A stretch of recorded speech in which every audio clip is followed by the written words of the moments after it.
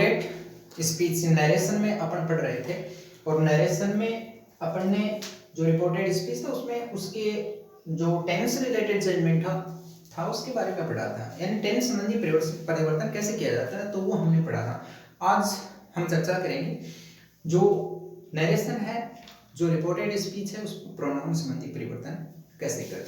तो देखिए पूरा जो टेबल है प्रोनाउन का, उससे पहले मैं दो तीन चीजें आपको बताना चाहूंगा कि जो अपन पर्सन्स में जो सर्वनाम होते हैं उनमें अपन जो चेंजमेंट करते हैं वो कैसे होगा। तो तीन बातें याद कीजिएगा। First person in RS change according to the subject of RV. RV के सब्जेक्ट के अनुसार क्या बदले जाएंगे।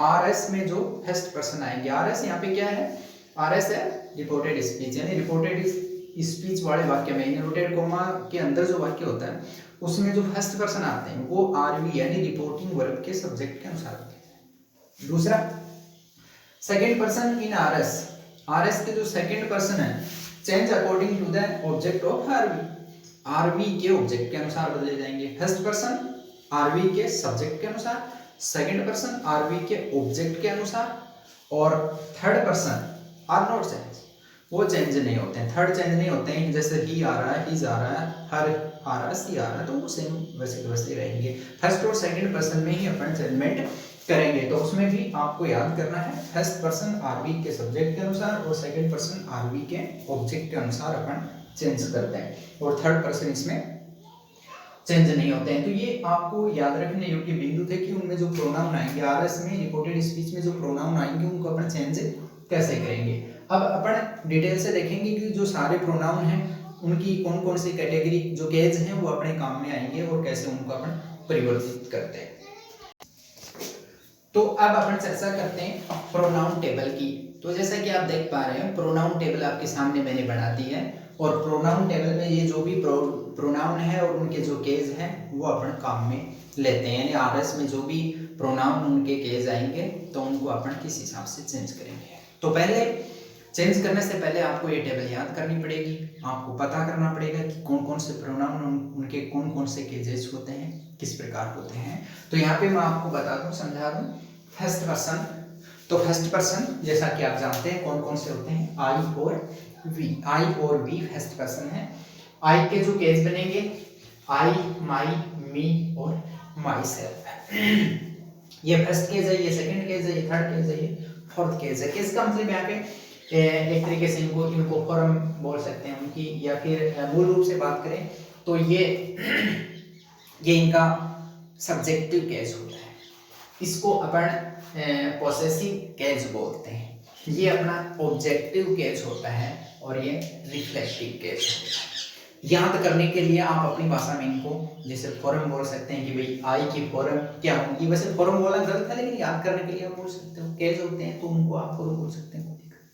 जैसे अपन वर्ब की फॉर्म भी तो लागू करते हैं वैसे ही इनको आप कर लो, आई, माई, मी, माई सेल्फ, वी और एस और सेल्वेज। तो ये दो हो गए फर्स्ट पर्सन, आई और वी, उनको अपन याद करेंगे। इसके बाद में सेकंड पर्सन की अगर हम बात करें तो सेकंड पर्सन है यू।